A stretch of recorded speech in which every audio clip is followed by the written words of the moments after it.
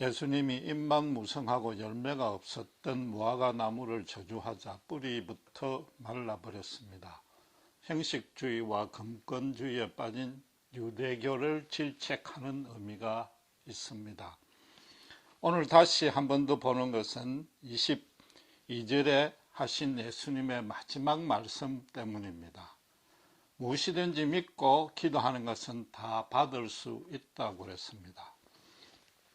동일한 사건을 기록한 마가는 한 걸음 더 나아갔습니다. 기도하고 구하는 것은 받은 줄로 믿으라고 그랬습니다. 믿음으로 기도하라가 아니라 기도하면 다 받는다고 그랬습니다. 응답할 것이 확실하니까 그것이 실현되는 것은 단지 시간 문제일 뿐이라는 것입니다. 그래서 신자들이 이 말씀에 대하는 반응은 크게 두 가지로 나뉩니다. 첫째는 말씀대로 믿음으로 기도하면 무엇이든지 이루어진다고 믿는 척입니다. 그래서 기도할 때 감사기도부터 하는 경우도 있습니다. 그 반대로 예수님은 가장법을 사용한 것이니까 문자적으로 믿을 필요가 없다. 단지 기도의 능력을 강조한 말씀으로 이해하고 치우는 척이 있는데 그것으로 그치지 아니하고 서로가 상대를 향해서 비난을 합니다. 기도의 능력을 강조하는 척은 말씀을 순수하게 받아들이고 단순하게 믿지 않는다고 상대를 탓합니다. 또 영적인 의미를 강조하는 쪽에서는 상대를 너무 초보적이고 맹신적으로 믿는다고 비하합니다. 그런데 문제는 무엇이든지 응답된다면 그 안에 초자연적인 기적도 포함된다는 뜻입니다. 그러나 실제로 아무리 기도해도 그런 일은 거의 일어나지 않는단 말이죠. 예수님이 잘못 말씀하실 리도 없고 허풍쟁이도 아닌 것입니다. 예수님이 말씀하신 그 진짜 뜻이 무엇인지 궁금해지는 것입니다. 예수님이 믿고 구하는 것은 다 받는다 했을 때 과연 무엇을 어떻게 믿으라는 뜻입니까? 하나님이 살아 역사하시고 신자의 기도를 들어주길 기뻐한다는 그 사실을 믿으라는 것입니까? 그러나 그런 믿음이 없다면 신자가 아니고 기도를 한다는 자체는 그런 믿음을 갖고 있다는 뜻입니다. 예수님이 겟세마네 동산에서 보여준 기도의 모범대로 하나님의 뜻이 아니면 응답이 안 된다고 우리 모두는 이해하고 있습니다. 알고 있습니다. 그러나 하나님의 뜻인지 아닌지 미리 알고 기도할 수는 거의 없습니다. 그래서 아직도 응답이 안 되고 있는 기도의 경우에 이게 하나님 뜻인지 아닌지 분별도 안 될 뿐만 아니라 언제까지 이걸 기도해야 될지 잘 감이 잡히지 않는단 말이에요. 그 답은 본문 안에 있습니다. 21절에 보면 예수님은 믿음을 의심치 않는 것과 동의어로 제시하고 있습니다. 그래서 22절에 그 동의어를 대체하면 어떻게 됩니까? 무엇이든 의심치 않고 구하는 것은 다 받는다가 됩니다. 역으로 말하면 의심하고 구하는 것은 다 받지 못한다가 되는 것입니다. 야고보 사도도 1장 6절에서 7절에 의심하는 것은 바람에 밀려 요동치는 물결과 같으니 이런 사람은 무엇이든 죽게 얻기를 생각하지 말라, 기대하지 말라고 그랬습니다. 의심치 말아야 될 내용이 그렇다고 하나님이나 하나님이 갖고 계신 속성은 절대 아닙니다. 하나님은 처음부터 끝까지 절대적으로 완전하시고 전지전능하시고 무엇이든지 한치의 부족함 없이 진실하고 선하고 아름답습니다. 하나님에 대해서 의심이 드는 것은 일단 무조건 신자의 잘못입니다. 눈에 보이는 것에 현혹이 되어서 그 가운데 있는 하나님의 정말 신비하고 선한 뜻을 아직 깨닫지 못했다는 뜻일 뿐인 겁니다. 예수님의 말씀하신 대로 지금 한번 따라가 봅시다. 이 산들을 들려서 바다에 던져달라고 누가 기도한다고 가정했을 때 과연 의심 없이 기도할 자가 있는가 말이죠. 만약에 그렇다면 그 사람은 오히려 바보요, 광신자요, 맹신자인 겁니다. 따라서 지금 예수님께서 의심치 말라는 것은 하나님과 하나님의 속성이 아니라 신자가 기도하는 내용인 것입니다. 기도 제목에 대해서 스스로 미심쩍어진다면 그건 응답이 안 된다는 겁니다. 이는 굉장히 중요한 이슈이기 때문에 더 자세히 기록된 마가복음을 한번 찾아보겠습니다. 11장 23절에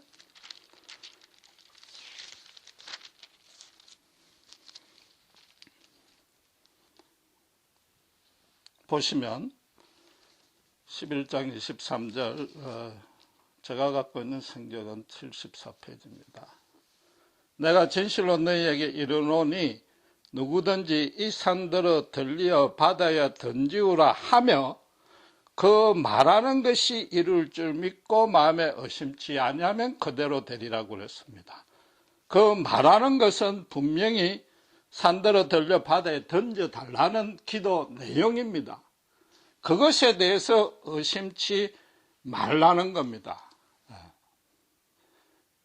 믿음의 초점을 하나님은 기도하는 하나님이 아니라 기도하는 내용에 두고 있단 말이죠.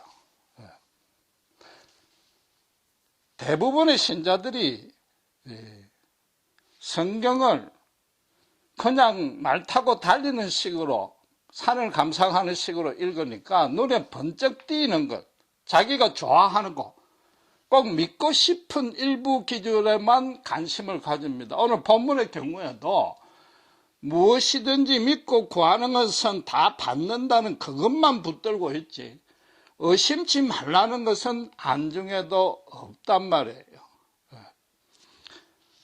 마가의 경우에도 이루어질 줄 믿으라고 그랬는데 그 이루어질 줄 믿으라는 것은 하나님의 전지전능성으로 기도할 때 반드시 필요한 전제 조건입니다.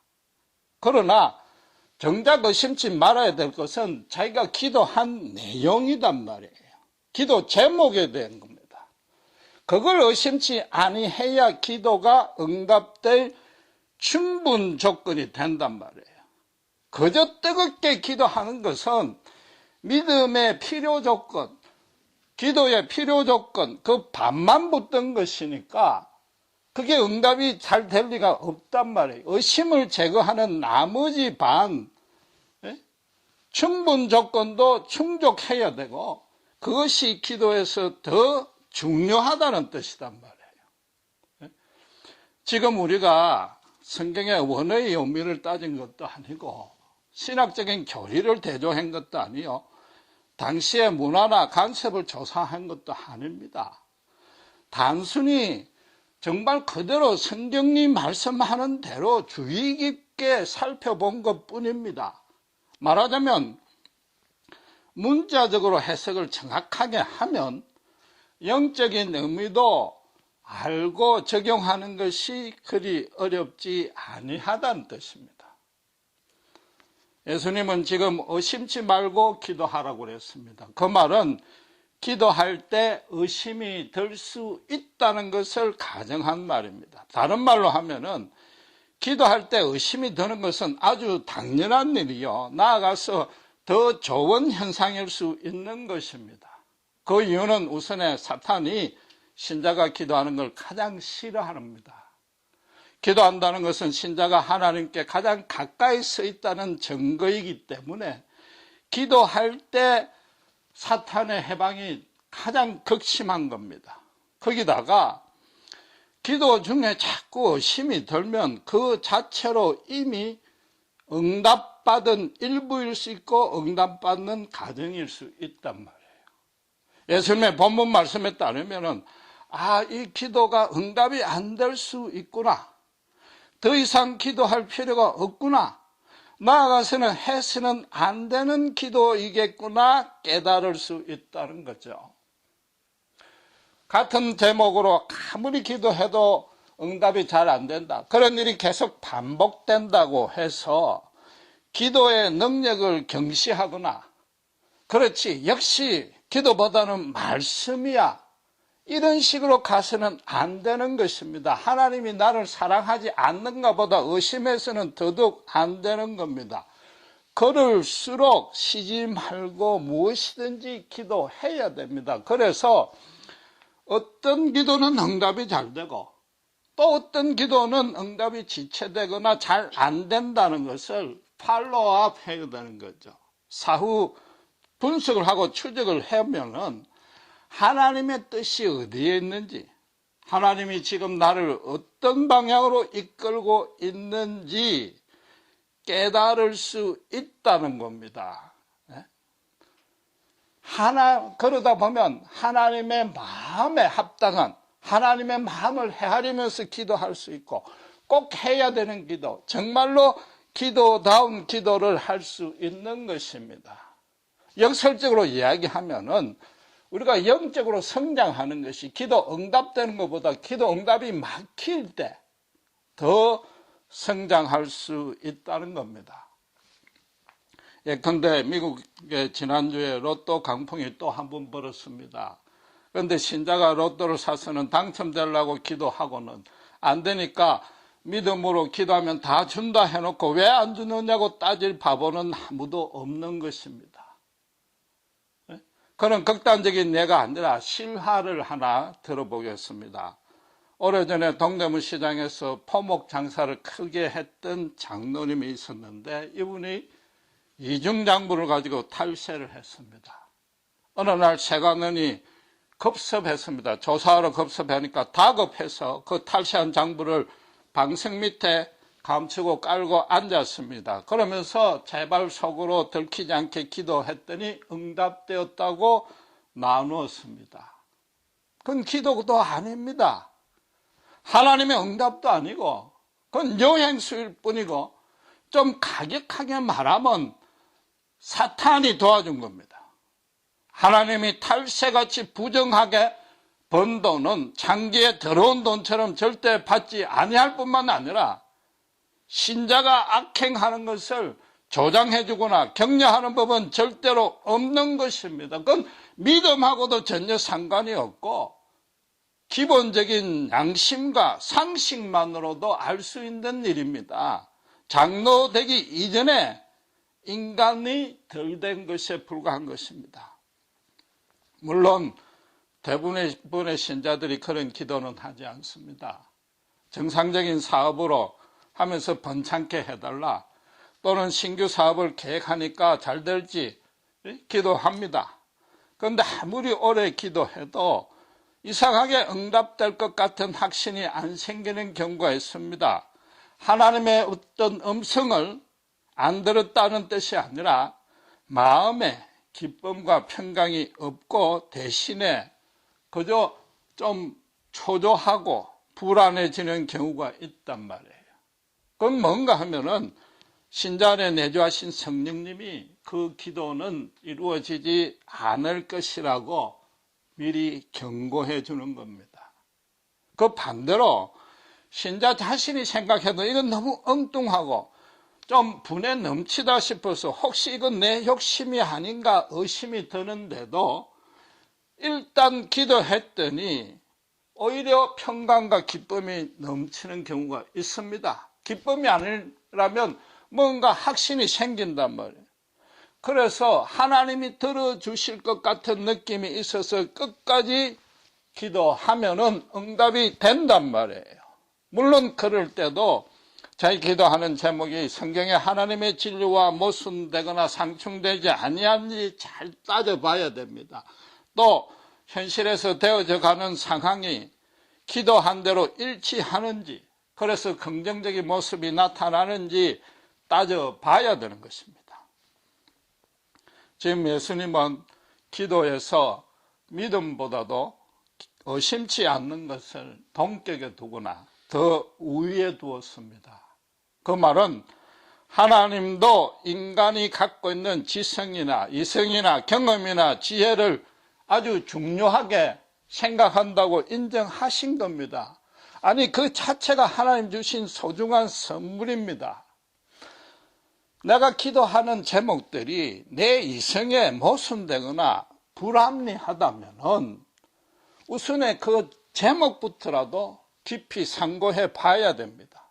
그 기도 제목을 붙들고 기도를 먼저 해봐야 되는 겁니다.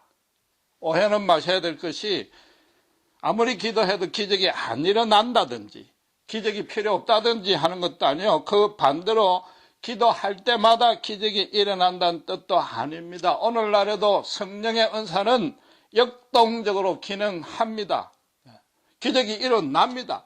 그러나 기적이 의미하는 하나님이 기적을 베푸신 뜻과 그 역할을 정확히 아셔야 된다는 겁니다. 성경에서 최대로 큰 기적은 뭡니까? 아무래도 80 노인 된 모세 혼자서 낡은 지팡이를 들고 세계 최강국인 애국과 싸워서 십전십승한 일일 것입니다. 홍해 바다에 애국 군대를 수장시켰고 200만이나 되는 비무장 백성들은 마른 땅을 걸어서 바다를 건넜습니다. 그러나 그렇게 큰 기적을 처음 했는데도 얼마 못 가서 여호와 신앙을 버리고 금송아지를 만들어 놓고 그 앞에서 엄란하게 경배했습니다. 신약 성경에서도 예수님이 10명의 문둥병자를 기적적으로 치유했는데 성전 결례를 마치고 예수님께 감사한 자는 한 명뿐이었습니다. 인간을 영적으로 성숙시키는 차원은 아예 제쳐두고 믿음을 처음 갖는 단계에서조차도 기적이 거의 역할을 못했다는 것이 바로 이 성경 기록이 증명하는 겁니다. 기적은 기껏해야 하나님이 살아있고 기도에 응답해 준다는 어떤 객관적인 사실만 수긍케 한단 말이에요. 그 자신이 거룩하게 하나님 바라는 대로 변화되는 데는 사실은 아무런 기여를 못하는 것입니다.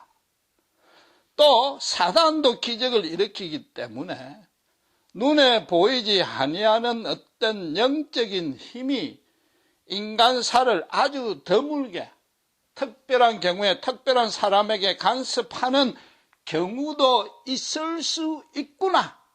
그 정도밖에 받아들이지 아니한단 말이에요. 신자들이 큰 기적을 바라고 기도할 때 의심이 자연히 들 수밖에 없습니다. 그럼 지금까지 배운 대로는 그 의심은 나쁜 거니까 무조건 없애고 더욱 굳센 믿음으로 끝까지 기도하라고 배웠습니다. 그러나 오늘 본문 말씀, 특별히 마가의 말씀을 보면 오히려 그 반대지 않습니까? 기도하는 제목이 의심이 나면 응답이 안 된다고 지금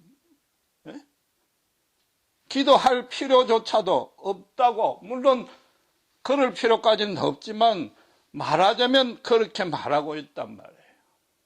기적이 일어나든 안 일어나든 그건 하나님의 소관 사항인 것입니다.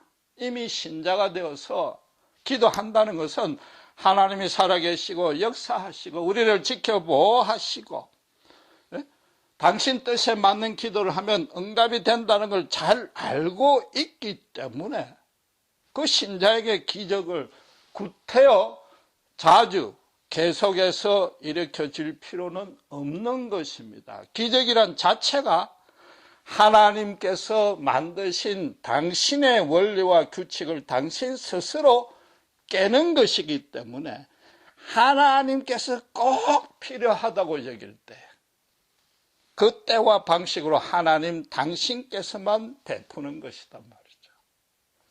물론 우리 모두는 연약하고 어리석습니다. 이 기도 제목이 과연 응답이 될지 확신이 없는 경우가 많습니다. 그래서 무엇이든지 기도해야 됩니다. 네?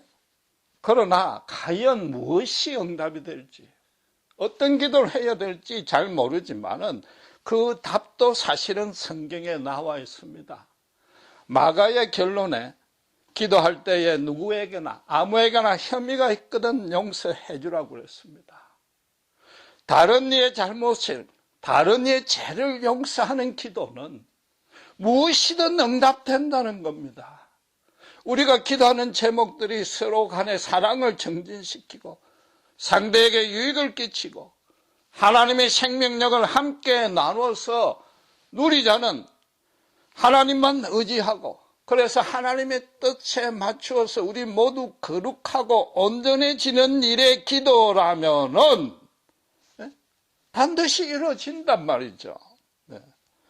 아무리 사단의 해방이 집요해도 그 기도는 하나님이 들어주신다는 겁니다.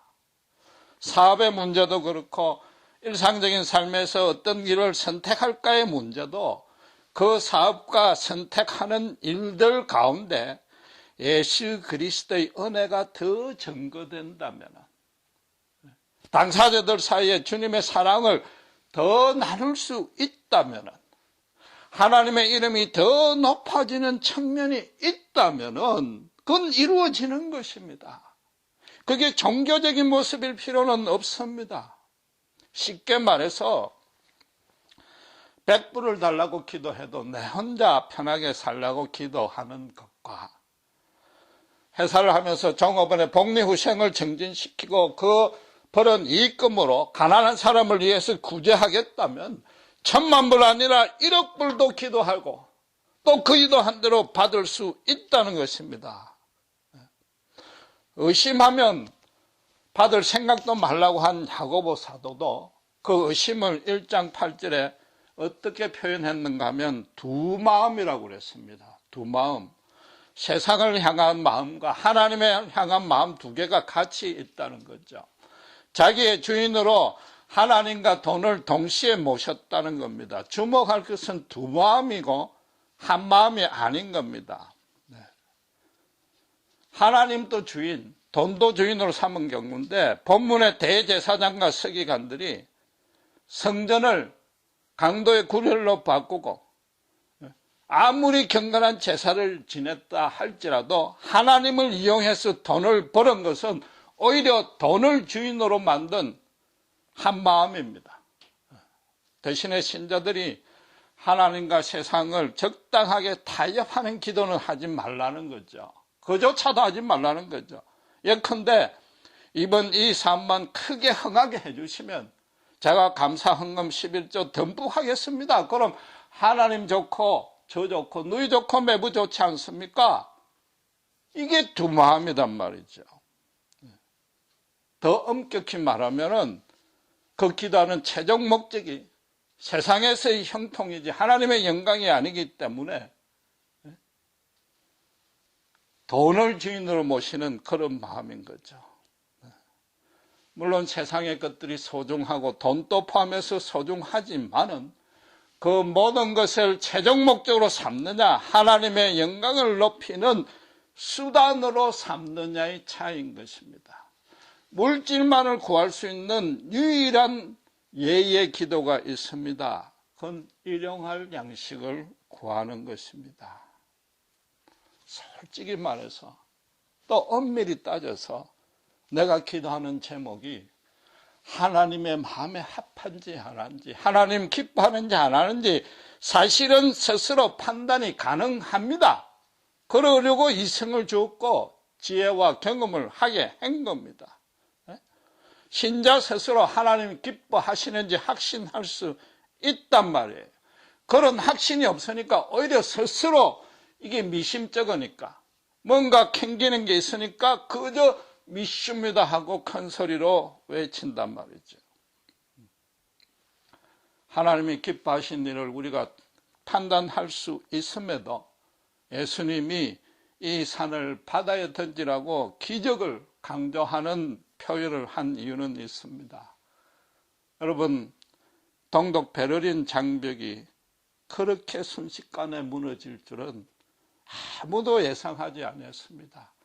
그렇다고 군인들을 내셔서 총칼로 맞거나 압제하지 않냐고 한 명의 희생도 없이 그런 일이 벌어졌습니다.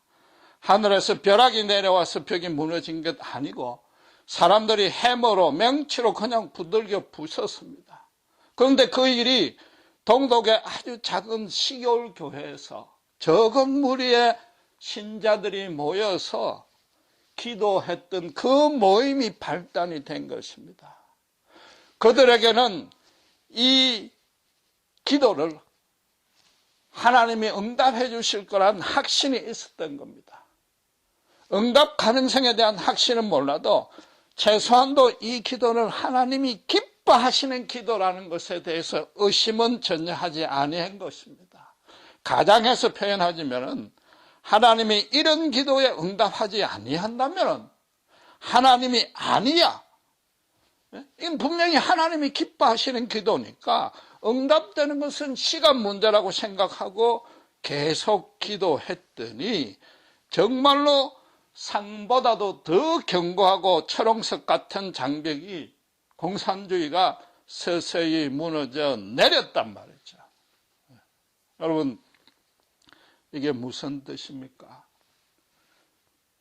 지금 한국이 북한의 비상식적이고 비인간적인 일들이 벌어지니까 그저 불안해하고 있습니다. 김씨 왕조의 폭정에 한국 국민들마저도 동요하고 있는데 그 밑에 신음하고 있는 북한 동포에 대해서 한국 국민들이 특별히 교인들이 어떻게 하고 있습니까? 수수방관하고 있습니다. 그들을 위해서 예수님의 십자가의 은혜를 누리게 해달라고 최소한도 인간이 반드시 누려야 할 인권과 자유를 보장해 달라고 기도해야 됩니다. 본문에서 받을 줄 믿고 기도하면 받는다는 것이 바로 이런 기도를 두고 하는 말인 거죠. 남한의 교인들이 교회야말로 지금이야말로 이 말씀을 붙들고 기도해야 되는 겁니다. 그러면 휴전선이 그대로 무너져 내리겁니다. 통일은 오직 시간 문제일 뿐이니까 끝까지 기도해야 되는 것입니다. 꾸준하게 기도해야 되는 겁니다. 이 일은 우리보다도 하나님이 더 바라고 더 안타까워하시고 이 기도를 응답하지 않으면 하나님이 아니라는 그 정도 확신이 있어야 되는 겁니다. 하나님이 손이 짧아서 응답하지 않는 것은 절대로 아닌 것입니다. 남한 주민들이 자기들이 편안해지려고 통일되면 자기들이 경제적으로 손해볼까 봐 아무도 그런 일에 나서지 아니하는 겁니다. 물론 일부는 그렇게 하고 있지만 그 가운데 대부분의 신자도 크게 다르지 아니하단 말이에요. 북한의 제약상에 대해서는 하나님의 마음으로 철저히 저주는 하되 그 밑에 불쌍하게 신음하는 백성들을 향해서 우리 동포들을 향해서는 하나님의 긍휼하심을 갖고 기도해야 되는 것입니다. 이 일을 교회가 신자가 하지 아니하면은 사실은 하나님과 돈을 두 주인으로 모셨다는 증거밖에 안 되는 것입니다. 요한 사도는 4장 20절에 하나님을 사랑한다고 하면서 형제를 미워하면 거짓말한다고 그랬습니다. 그건 신자가 아니라는 거죠. 이번 주에 예수님께서 이 땅에 오신 계절입니다. 죄인을 위해서 그중에 당신을 십자가에 매단 본문의 대제사장과 서기관들도 포함해서 그들을 위해서 당신의 목숨을 내주려고 오셨습니다. 우리를 죄에서 구원하러 오셨습니다. 그래서 신자가 된 자는, 예수를 믿은 자는 하나님을 아빠, 아버지라고 부를 수 있으며 당신의 이름으로 기도하면 무엇이든지 이루어질 수 있는 권세를 주시기 위해서 오셨습니다. 그 가운데 원수를 사랑하며 핍박하는 자를 위해서 기도해야 됩니다. 이 땅을 고쳐달라고 스스로 겸비해져서 하늘을 향해 부르짖되 의심치 않고 기도해야 되는 겁니다. 최근에 그 숙청당한 장성택의 경우에 그가 저지른 그동안의 죄가는 엄청났을 겁니다. 그러나 그 마지막 길이 우리가 보기에도 너무나 비참하고 불쌍해 보였습니다. 나아가서 김정은의 경우에는 그 초췌한 얼굴로 사진으로 나왔습니다. 그 전날 술을 너무 많이 마셨다고 하지만은 또 어떤 경우는 강경파에 휘둘려서 군인들에 휘둘려서 꼭두가시로 지내고 있다는 루머도 있습니다. 불쌍하기는 마찬가지입니다. 그들이 저지른 죄악을 그냥 묵과하라는 뜻은 절대로 아닌 것입니다.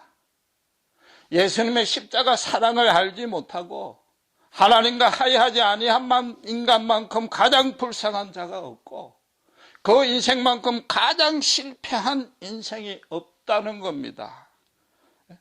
북한이 지금 하나님을 철저하게 부인하는 가장 대표적인 데가 아닙니까? 그 북한을 보면 그 죄가 얼마나, 인간의 죄가 얼마나 흉악하고 엄흉하고 강력한지 알 수 있지 않습니까? 그러니까 오히려 그들을 더 불쌍히 여기고 오직 예수님만이, 예수님의 십자가 죽음만이 모든 인간의 해결책이요, 구원책이요, 가장 시급한 방도라는 걸 이만큼 증명하는 일이 또 어디 있습니까? 예수님이 주기도문에서 가장 먼저 기도할 내용이 뭐라고 했습니까? 하늘에서 뜻이 이루어진 것 같이 땅에서도 이루어지리라고 그랬습니다. 베드로가 예수님들어 하나님의 아들이요, 살아계신 하나님의 아들이요 그리스도라고 고백하고 난 뒤에 뭐라고 약속했습니까? 땅에서 매면 하늘에서도 매일 것이요, 땅에서 풀면 하늘에서도 풀린다고 그랬습니다. 우리가 예수 믿고 구원 얻었다는 것, 이것만 해도 엄청난 기적인데 우리가 기도할 수 있다는 것, 우주의 중심에 있는 하나님과 직접 교통해서 그분의 거룩한 통치에 우리가 기도로 동참할 수 있다는 것, 이거 얼마나 큰 특권이냐 말이죠. 북한 정권이 무너지고 북한 주민들이 구원받는 것이 미국의 최신 무기도 아니요, 남한의 정치인들도 아니요, 오직 하나입니다. 신자들의 기도입니다. 하나님께서 이 땅을 고치시길 더 원하시기에 그분의 마음을 헤아려서 하나님의 그 애통한 심정을 헤아려서 이 기도만큼은 반드시 응답된다는 확신을 가지고 기도할 때에 북한이 해방되는 것입니다. 그리고 그보다 더 급한 것은 그런 기도를 하는 당사자들이 먼저 자기 죄를 회개하고 스스로 겸비해지며 두 마음을 품지 아니하고 예수님만을 주인으로 삼고 모든 것을 그분께 드리며 헌신할 수 있어야 되는 겁니다. 이제 성탄절이 다가오는데 성탄절을 가장 성탄절답게 지내는 모습이 뭡니까? 물론 교회마다 기념하고 잔치하고 선물 나누고 경배하는 것 아주 중요합니다. 그러나 평소에 하나님의 마음에 합한 기도를 하지 아니하고 두 마음을 품으면서 이날 하루만 한 마음이 되면 그건 아무 의미가 없는 겁니다. 비유하자면 부모를 양로원에 맡겨놓고 1년에 한 번 생일날 거창하게 잔치하는 것과 똑같단 말이죠. 그것도 밖에 나가서 강도짓 온갖 부정한 돈으로 벌은 그 돈을 가지고 거창하게 잔치해본들 그게 무슨 의미가 있느냐 말이죠. 평소에 예수님의 이름으로 기도한다는 그 특권이 얼마나 엄청난 것인지, 하나님의 마음에 그 기뻐하는 기도를 하는 것, 평소 때 그런 기도를 할 때 하나님이 이 땅을 고쳐주실 때에 비로소 하나님이 인간의 몸을 입고 이 땅에 오신 의미가 실현되는 것입니다.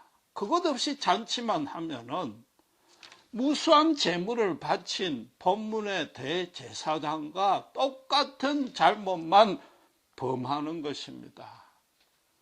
그 일을 한다고 해서 너무 거창하게 생각할 것 없이 정말로 자기 기도만이라도 하나님의 마음에 기뻐하는 기도를 할 수 있다면은 신자 자신에게도 그 주변에서부터 정말로 예상치도 못하는 산이 바다에 던지는 그런 엄청난 일은 반드시 일어나는 것입니다.